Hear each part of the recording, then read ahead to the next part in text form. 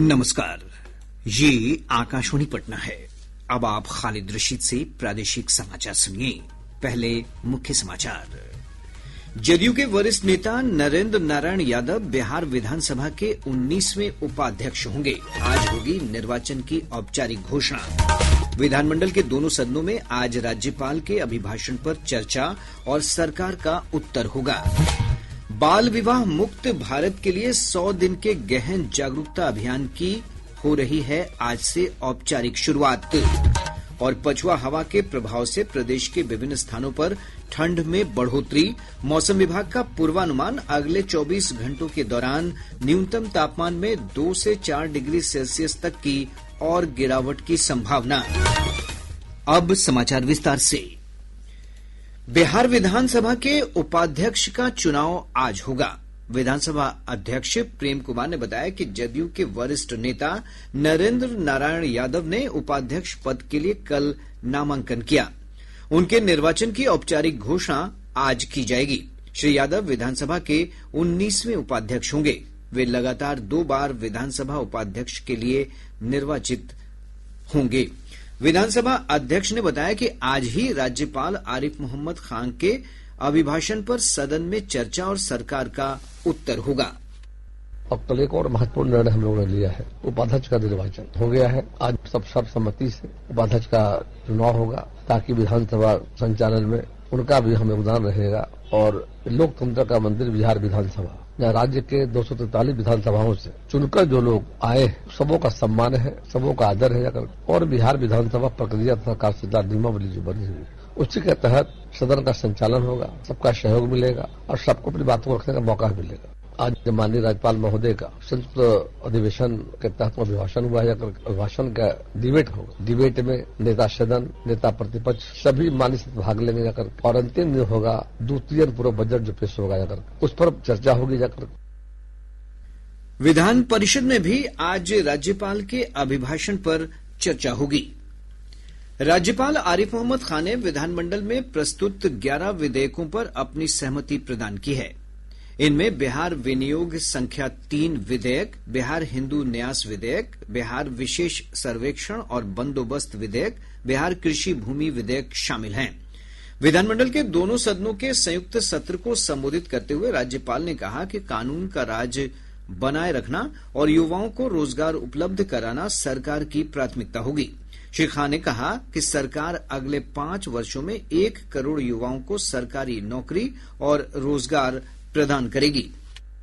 शुरू से ही सरकार का प्रयास रहा है कि युवाओं को ज्यादा से ज्यादा नौकरी एवं रोजगार के अवसर मिलें। वर्ष 2020 में 7 निश्चय 2 के तहत ही युवाओं के लिए 10 लाख नौकरी एवं 10 लाख रोजगार देना तय किया गया था। अब तक लगभग 10 लाख युवाओं को सरकारी नौकरी तथा 40 लाख लोगों को रोजगार दिया जा चुका है। अब अगले 5 वर्षों में 1 करोड़ युवाओं को नौकरी एवं रोजगार देने का लक्ष्य रखा गया है। इस पर अब तेजी से काम किया जाएगा।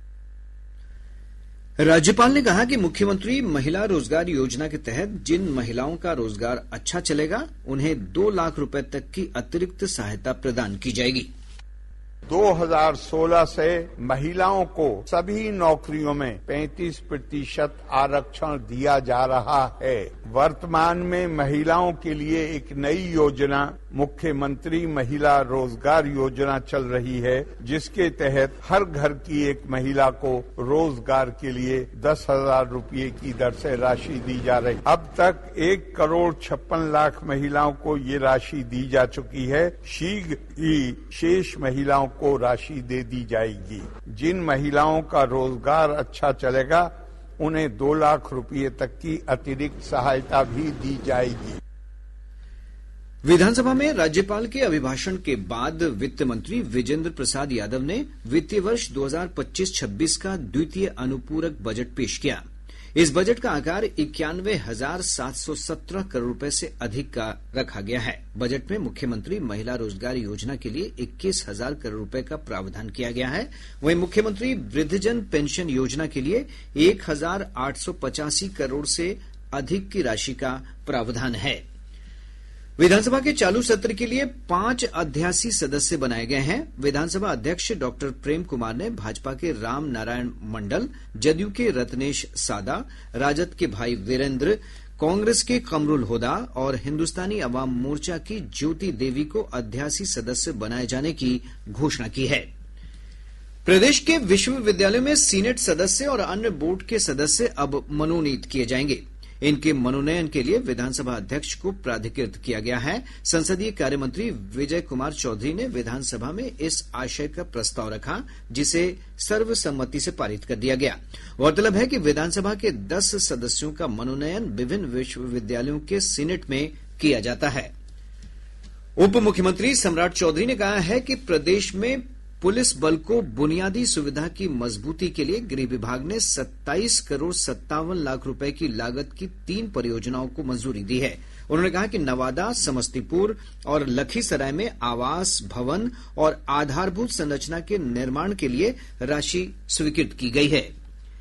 रेलवे में नौकरी के बदले जमीन घोटाला मामले में दिल्ली की विशेष अदालत आज राजद अध्यक्ष लालू प्रसाद और उनके परिवार के कई सदस्य सहित अन्य आरोपियों पर आरोप तय करने पर फैसला सुनाएगी।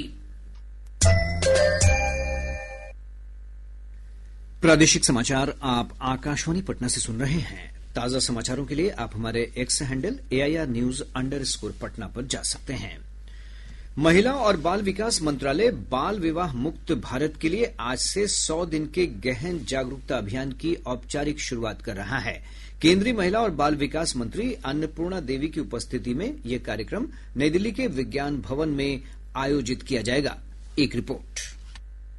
ये अभियान बाल विवाह मुक्त भारत पहल के 1 वर्ष पूरे होने के उपलक्ष्य में शुरू किया गया है। बाल विवाह मुक्त भारत अभियान पिछले वर्ष 27 नवंबर को शुरू हुआ था। 8 मार्च 2026 तक चलने वाले इस अभियान का उद्देश्य बाल विवाह के खिलाफ राष्ट्रव्यापी आंदोलन को मजबूत करने के लिए नागरिकों, संस्थाओं और सामुदायिक नेताओं को संगठित करना है। इस कार्यक्रम में बाल विवाह उन्मूलन की राष्ट्रीय शपथ, देश भर में आए बदलाव पर विशेष फिल्म और अग्रिम पंक्ति के कार्यकर्ताओं के अनुभव शामिल होंगे। कार्यक्रम का सरकारी वेबकास्ट प्लेटफॉर्म पर सीधा प्रसारण किया जाएगा। 100 दिन के इस अभियान को 3 चरणों में विभाजित किया गया है। पहले चरण में स्कूलों, कॉलेजों और विश्वविद्यालयों में वाद विवाद, निबंध, संवाद सत्र। दूसरे चरण में बाल अधिकार और संरक्षण से जुड़े संदेशों के प्रसार के लिए धर्मगुरुओं और प्रभावशाली नागरिकों को साथ लाने और तीसरे चरण में ग्राम पंचायतों और नगरपालिका वार्डों को बाल विवाह मुक्त घोषित करने के प्रस्ताव पारित करने के लिए प्रोत्साहित करने पर ध्यान केंद्रित किया जाएगा। समाचार कक्ष से मैं मुकेश कुमार बल।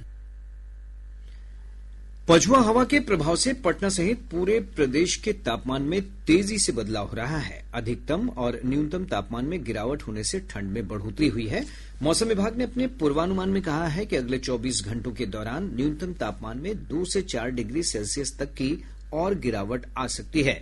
वहीं अगले 2 दिनों के दौरान पटना, शिवहर, गोपालगंज, सिवान, मुजफ्फरपुर, किशनगंज, पूर्णिया, भागलपुर और गया सहित कई जिलों में सुबह और रात के समय हल्के से मध्यम स्तर का कोहरा छाये रहने की संभावना है।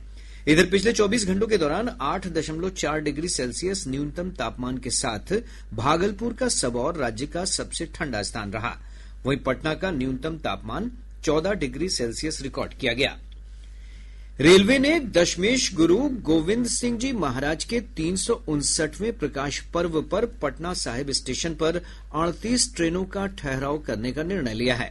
पूर्व मध्य रेल के मुख्य जनसंपर्क अधिकारी सरस्वती चंद्र ने बताया कि प्रकाश पर्व में शामिल होने के लिए श्रद्धालुओं की सुविधा के लिए 19 दिसंबर से 2 जनवरी के बीच इन ट्रेनों का पटना साहिब स्टेशन पर 2 मिनट का अस्थायी ठहराव होगा। बिहार पुलिस में सिपाही बहाली की परीक्षा के लिए अभ्यर्थियों को ई प्रवेश पत्र जारी कर दिया गया है। 4361 चालक सिपाही पद के लिए प्रारंभिक लिखित परीक्षा 10 दिसंबर को होगी। वहीं 19,838 सिपाहियों के लिए दूसरे चरण की शारीरिक जांच परीक्षा और प्रमाण पत्र का सत्यापन 15 दिसंबर से शुरू होगा।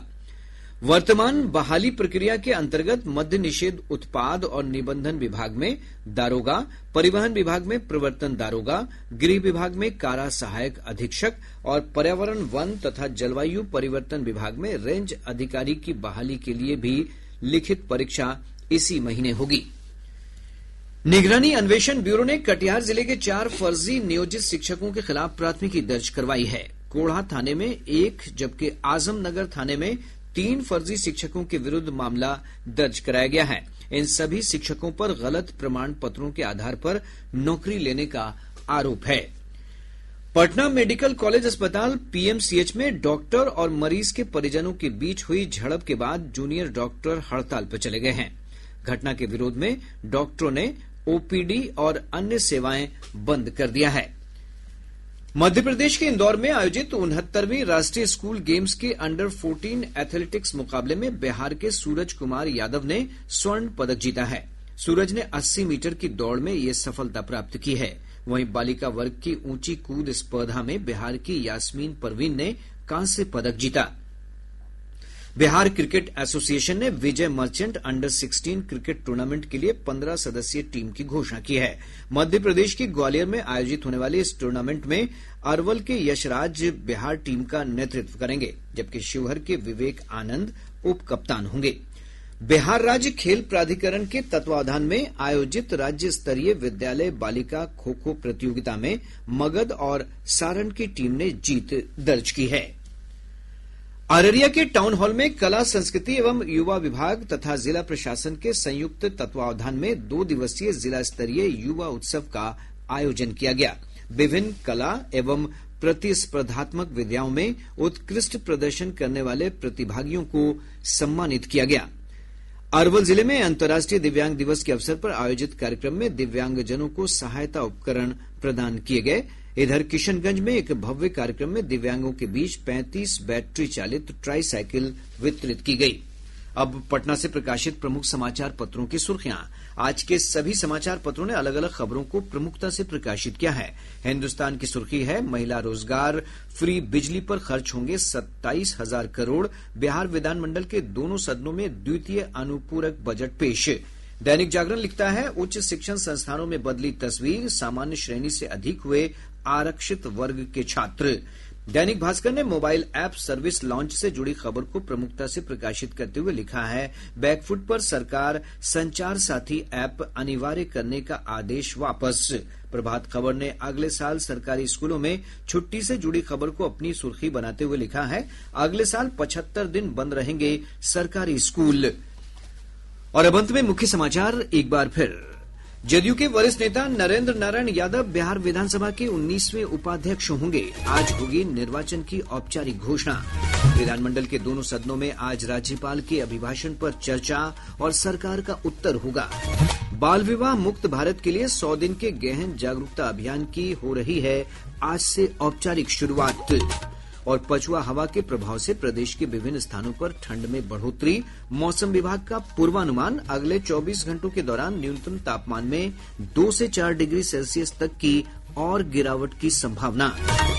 इसके साथ ही आकाशवाणी पटना से प्रसारित प्रादेशिक समाचार का ये अंक समाप्त हुआ। आकाशवाणी पटना से अगला समाचार बुलेटिन दोपहर 2 बजे प्रसारित किया जाएगा।